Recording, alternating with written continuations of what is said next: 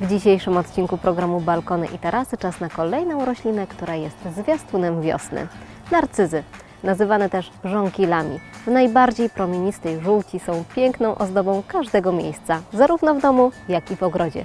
Czas więc stworzyć z nimi kilka kwiatowych dekoracji. Zapraszam!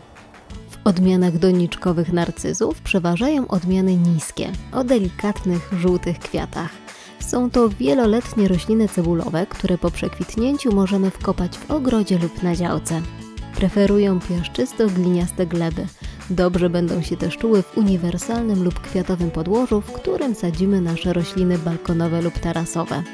W doniczkach z narcyzami warto utrzymywać umiarkowanie wilgotne podłoże. Nadmierna ilość wody może powodować gnicie cebul.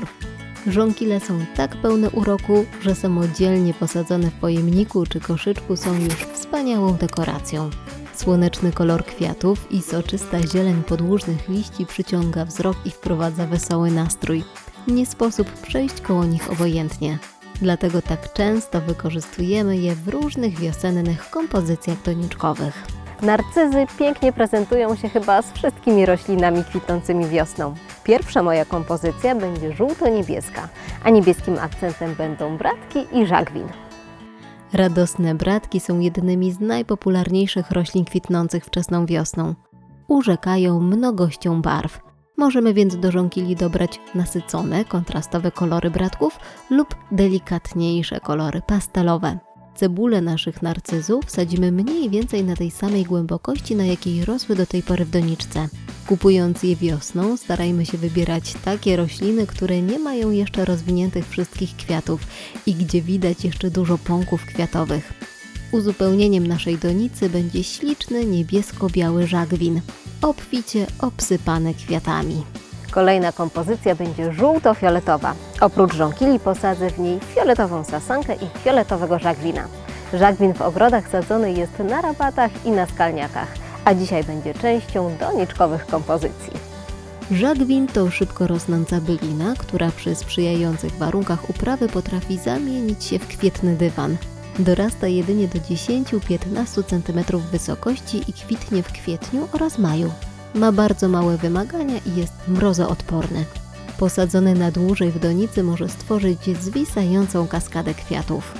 Obok znajdą się nasze żonkile. Kolor żółty i fioletowy pięknie ze sobą kontrastują i ich zestawienie jest bardzo ciekawe. Uczy tego już sama matka natura, ponieważ właśnie takie barwy ma sasanka, którą również posadzę w donicy. Dawniej sasanki w wielu miejscach porastały łąki i lasy w naszym kraju. Teraz są pod ochroną. Na szczęście możemy je uprawiać w ogrodach, a także w donicach na balkonach i tarasach. Nasza ostatnia dzisiejsza kompozycja będzie delikatniejsza, żółto-biała. Towarzystwem dla żółtych narcyzów będzie również żagwin i sasanka, ale tym razem w kolorze białym. I do tego białe stokrotki. Biały żagwin to odmiana Alba. Zostanie posadzony z brzegu doniczki, żeby mógł potem swobodnie się przewieszać. Nasz główny bohater żonkil zajmie centralne stanowisko w okrągłej donicy i będzie górował nad resztą roślin.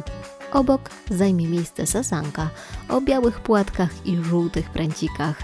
Gdy przekwitnie, pojawi się bardzo oryginalny owocostan, przypominający kulę z długimi włosami. Uzupełnieniem całości będą stokrotki o pełnych białych kwiatach, urocze, wytrzymałe i łatwe w uprawie. Niekiedy słyszymy opinię, że kwiaty żonkili są nietrwałe, że szybko przekwitają. Po części to prawda, ale dotyczy to jedynie okazów, które trzymamy w domu, w wysokiej temperaturze i często przy niedoborze światła. Wtedy pędy kwiatowe nadmiernie się wydłużają, a kwiaty szybko przekwitają i roślina po tygodniu lub dwóch przestaje być aż tak dekoracyjna. Ale gdy posadzimy żółte narcyzy w donicy na balkonie, będzie dekoracją przez dłuższy czas. Tę kompozycję stworzyłam 4 tygodnie temu i nadal prezentuje się świetnie. W mowie kwiatów narcyz zazwyczaj oznacza próżność, samolubstwo i zachwyt nad własną osobą, ale wiosną rośliny te, szczególnie o żółtych kwiatach, nabierają zupełnie innego znaczenia.